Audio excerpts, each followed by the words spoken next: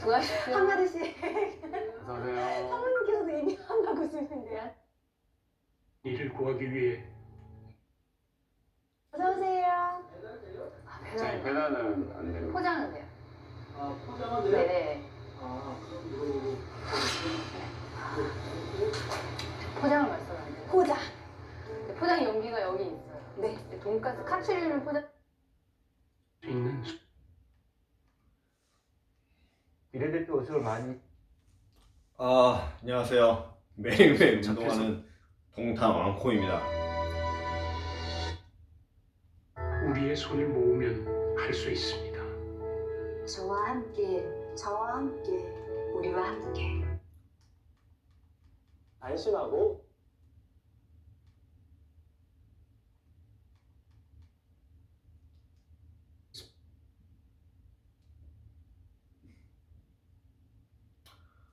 오늘 원래 간단하게 스트레칭만 하려고 했는데 스쿼트를 좀 해야겠어요. 알이 확실히 안 배겠습니다. 어떻게 한 걸로는. 그래서 오늘 일단 스트레칭을 주로 하고 그 다음에 스쿼트로도 최대한 하는 걸로 해서 할게요. 팔굽혀펴기는 모르겠습니다. 일단 스쿼트랑 팔굽혀펴기도 조금 할까?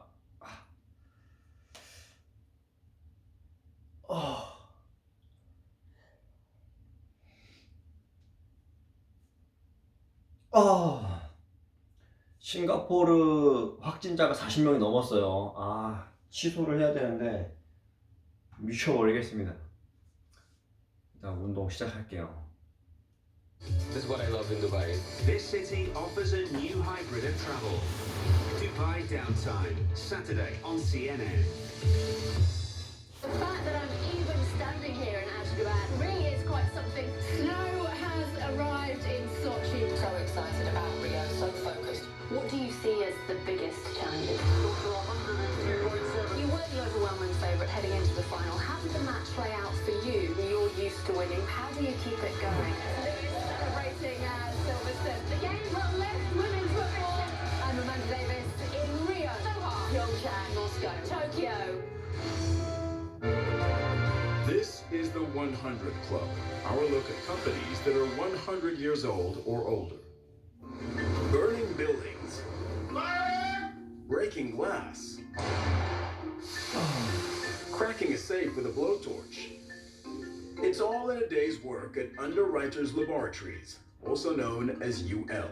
From its funnel-like nozzle, a smothering blanket of carbon dioxide gas and snow is distributed over the blazing pad. The company is destructive by design, all in the name of safety, dating back more than 100 years. So it was 1893, and Chicago was hosting the World's Fair, the Columbian Exposition, and the fair was going to be illuminated with lights.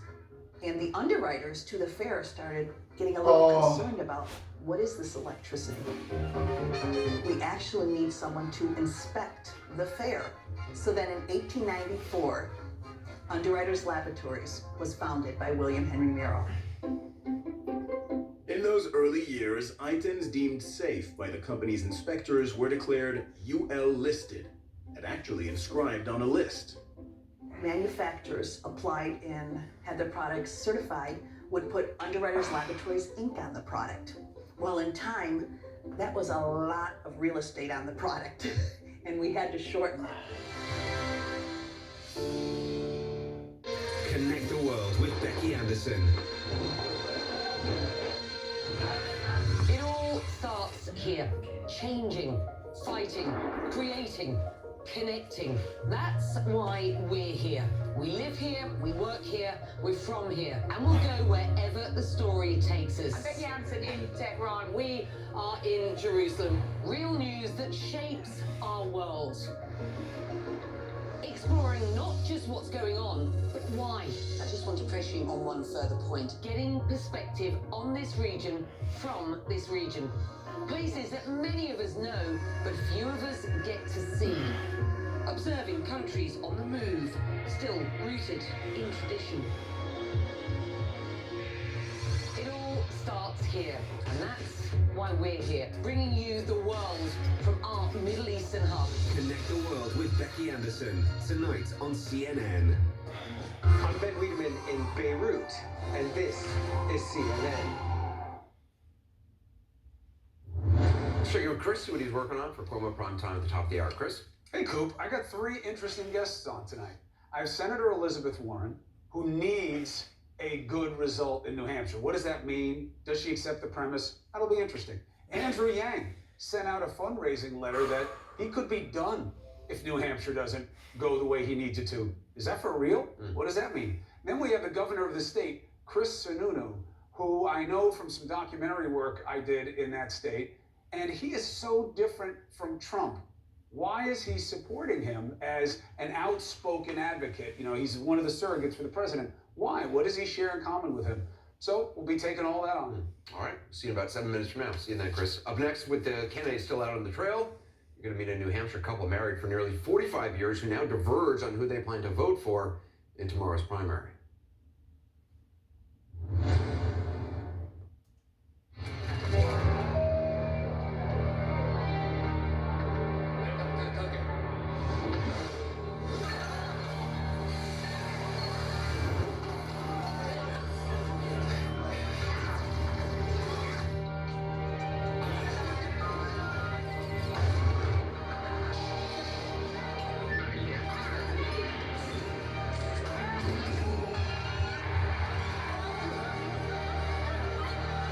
Today we live in an unpredictable environment and news races around the world at breakneck speed.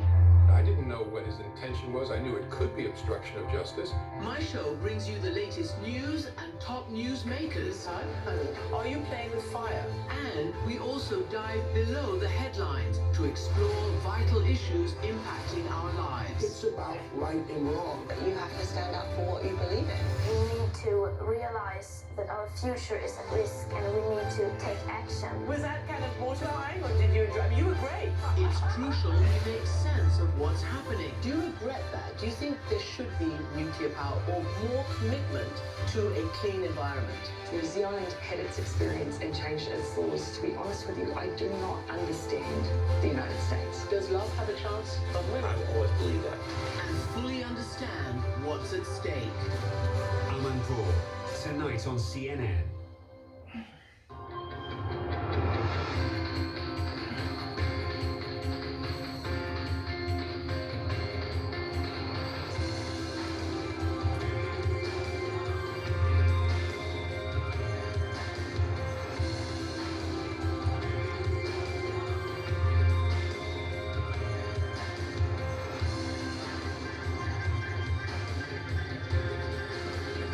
배고파. 씨.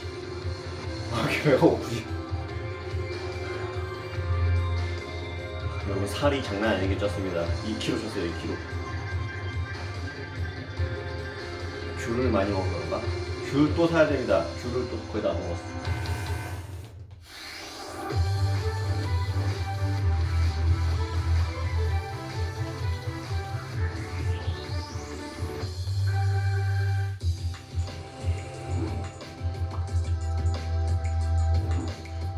When you travel the world, make sure the world travels with you.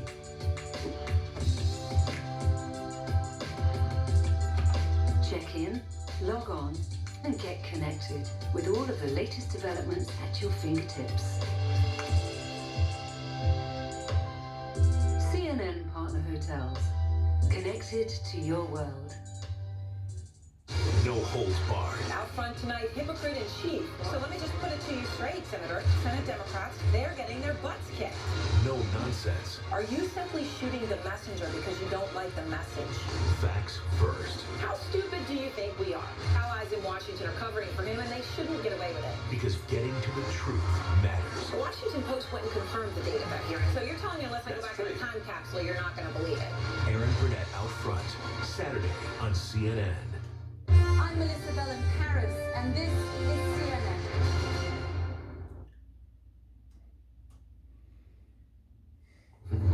With about 3 hours to go until the first few ballots are cast in Dixville Notch, the candidates are still out campaigning in New Hampshire. Bernie Sanders, Pete Buttigieg, both with late-night events. Also tonight, voters are still hashing out their choices, or in the case of one couple, disagreeing on them. Randy Kay tonight has the story. I'm voting for Senator Elizabeth Warren. I'm supporting Pete Buttigieg. This New Hampshire couple has been happily married nearly 45 years. But clearly, Lincoln and Kathleen Soldati don't always agree on everything. So you're voting for different candidates in the New Hampshire primary. Has this ever happened before in all your years of marriage in a presidential campaign? Not presidential, no, never. How would you describe your marriage right now? Oh, a mixed marriage, absolutely, yes. Mixed politically. Exactly. My husband and I share a lot of values. I think we just have different opinions about who the best person is that can take our values into the White House and be successful. What do you like about Elizabeth Warren? She has a vision that the government and the economy can work for all of us. Where's Elizabeth? Oh, here she is. Kathleen also likes the idea of a woman president, but her husband is more impressed with Pete Buttigieg, who he's met at various New Hampshire events. It's time for a generational change. I mean, you know, sort of says, but we had our shot. We need new people, fresh ideas. They are both registered Democrats who voted for Hillary Clinton in 2016. So to them, electability is key. Can a 38-year-old former mayor of a small city defeat Donald Trump? Pete Buttigieg can. And I think Donald Trump will have a hard time dealing with him because he doesn't respond to the gamesmanship, you know? Do you think your candidate, Elizabeth Warren, could stand up to Donald Trump in the general? Oh, I think she already has. I mean, she's already been the recipient of quite a bit of abuse by him. Frankly, I'd love to see a ticket with both of them. I'd be very happy with that in either order. And you? Would you be okay with any combination of a ticket with the two of your candidates on it? Well, I think having Elizabeth be at the top of the ticket and Pete number 2 would be great. Despite their differences, they do agree on one thing. They will support any Democrat who wins the nomination. So the marriage holds. We're not in dangerous territory. You know, 45 years, I think we can get past this, yeah. The way that I've always worked with my husband is let Lincoln be Lincoln, right? Just don't try to, you know, take him off his path. So I'm on my path, he's on his. We're holding hands, but we're on our own paths.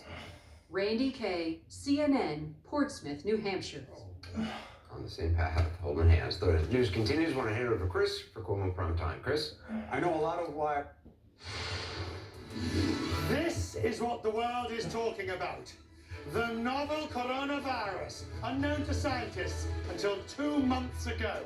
Now, in a matter of weeks, it's killed hundreds, sickened thousands, and sparked chaos in the global economy. Tonight, a special edition of Quest Means Business. We're counting the cost of coronavirus. I'm Richard Quest in New York. We mean business.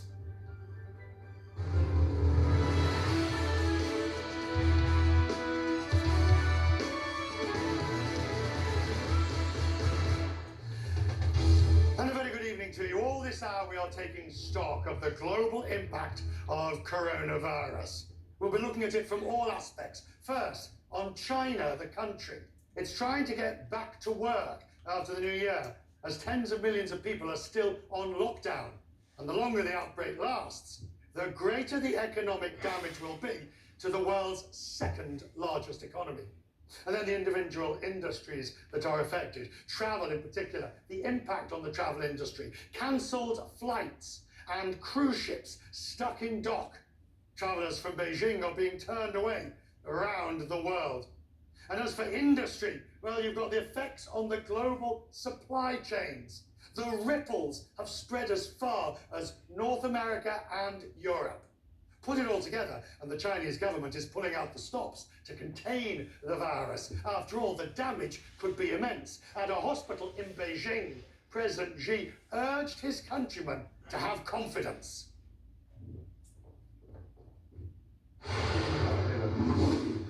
We will fight with great confidence. We will fight for people. We must build confidence. We will absolutely win. So now let us begin with the virus itself. Health authorities have confirmed cases around the globe, thousands of them. More people have now died from the virus than from SARS in 2003. If you look at the map and you look at the numbers, but the percentage of people affected with coronavirus who have died is, of course, much lower. The head of the World Health Organization warns what we're now seeing may be the tip of the iceberg. He's especially concerned about the transmission of the virus from people who have not visited China. Joining me to put the medical and the health side first is Yang Zhong Wang, the senior 오늘은 여기까지 하겠습니다. global health at the Council on Foreign Relations. Do we know? Let's get to the nitty gritty. Do we know